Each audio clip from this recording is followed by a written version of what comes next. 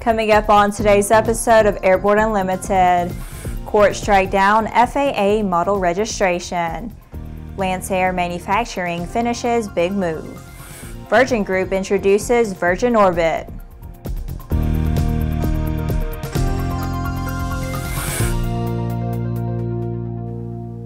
Hello, I'm Laura Hutson. It's May 22nd and this is Airborne Unlimited. The hobby drone industry just got a bit shook up. The U.S. Court of Appeals in Washington, D.C. has ruled that the FAA violated the FAA Modernization and Reform Act of 2012 when it required the registration of model aircraft, including drones that are flown strictly for recreational purposes, and has vacated the registration rule for those aircraft. Maryland Attorney John Taylor challenged the registration requirement based on Section 336, saying that the rule was unlawful as applied to model aircraft. The court agreed, writing that the FAA's arguments to the contrary are unpersuasive. First, the FAA contends that the registration rule is authorized by pre-existing statutory provisions that are unaffected by the FAA Modernization and Reform Act. Specifically, the FAA notes that under long-standing statutes, aircraft are statutorily required to register before operation, but the FAA has never previously interpreted that registration requirement to apply to model aircraft. The FAA responds that nothing in the 2012 FAA Modernization and Reform Act prevents the FAA from changing course and applying that registration requirement to model aircraft now. The FAA claims the registration rule is therefore not a new requirement at all, but merely a decision to cease its exercise of enforcement discretion. The court concluded that we grant Taylor's petition for review of the registration rule, and we vacate the registration rule to the extent it applies to model aircraft. Industry reaction has been swift and heavy. More information to come. The last 2 weeks of April have seen the Lancair Uvalde hangar complex bustling with activity. All hands have been hard at work unloading trucks, building storage racks, and stowing a variety of molds, tools, and fixtures essential for Lancair's return to kit manufacturing. In the weeks ahead, the team will inventory, refurbish, and begin installing the manufacturing equipment in their new 5-hangar complex at Garner Field Airport in Uvalde, Texas. Lancair's new headquarters comprises some 88,000 square feet of climate-controlled hangar and office space. While we're still unpacking file cabinets and setting up fixtures and furniture, we have already begun offering a variety of aircraft services from the new location. Maintenance, repair, and overhaul inspections and avionics support services are now available for both experimental and certificated aircraft, including piston and turbine-powered planes. Meanwhile, the Lancair Mako development team is in high gear, preparing to unveil their new prototype aircraft at this summer's EAA AirVenture Air Show, July 24th through 30th in Oshkosh, Wisconsin. After the break, Virgin Group introduces Virgin Orbit. Concorde's recombinant gas RG series sealed battery technology produces a high-performance battery with the advantages of being pre-tested and fully charged at the factory. Find out more about Concorde's entire line of batteries at www.concordebattery.com. Concorde, the heart of your aircraft. There's a difference between charting a steady course and pushing for the ceiling. And for nearly a century, Hartzell Propeller has been defining that difference. It's in our passion for engineering and research and our dedication to testing the limits of performance. We are built on honor. We are Hartzell Propeller.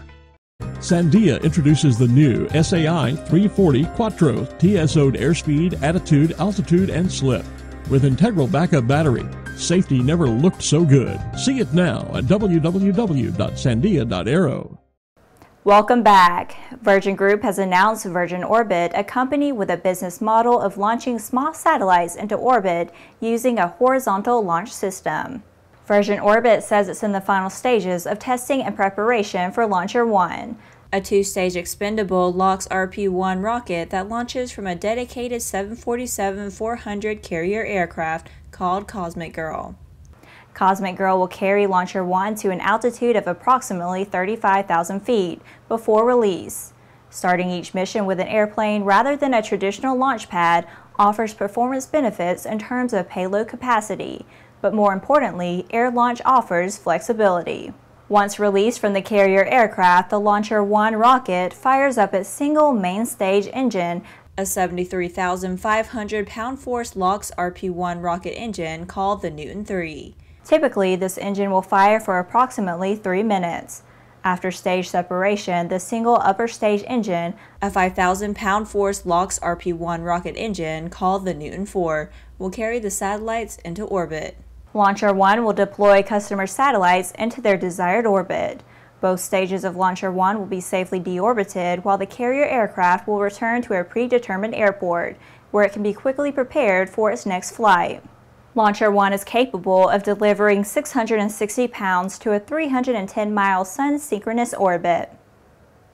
Each week we share with you an online video that one of our viewers found especially entertaining. We call it our Aero Video of the Week. Final liftoff has planned. Here's a look at flight tests conducted with the Diamond DA-42 in various engine out modes. Search DA-42 NG demonstration engine failure during takeoff on YouTube. After these messages, U.S. civil aircraft forecast through 2021.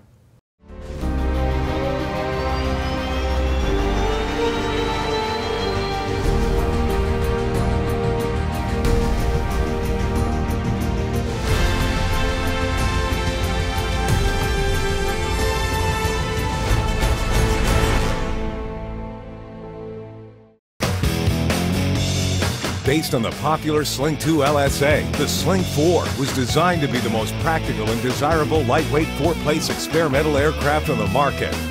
Find out more about this 115 horsepower turbocharged airplane at airplanefactory.com. Welcome back. With so much news coming out of the aviation industry, we're summarizing some other interesting stories in a brief segment we call Around the Patch.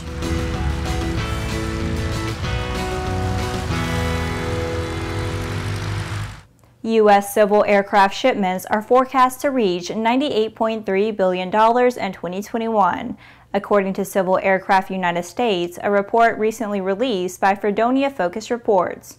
Continued gains in world GDP, particularly in developing regions, are projected to boost U.S. civil aircraft production.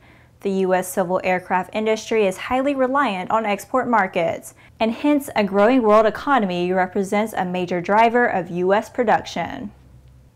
Flightstar Corporation has obtained approval from multiple international aviation agencies for their ADS-B out STC and single FMS WAS STC in the Bombardier Learjet 40 and Learjet 45 series aircraft. These approvals come from EASA, Transport Canada Civil Aviation, the National Civil Aviation Agency of Brazil, and Directorate General of Civil Aeronautics of Mexico. Delta Airlines is introducing 4 self-service bag drop machines at Minneapolis-St. Paul International Airport this summer, a $600,000 investment that allows customers to quickly, securely, and easily check their own bags. One machine will be equipped to test facial recognition technology to match customers with their passport photos through identification verification, a first for U.S. carriers. Representatives from the U.S. and the EU will meet in Washington, D.C. this week to continue discussion on potential threats to air travel. The meeting follows one held last week in Brussels that did not extend a cabin ban on large electronic devices, such as laptop computers and large cell phones, in airliner cabins.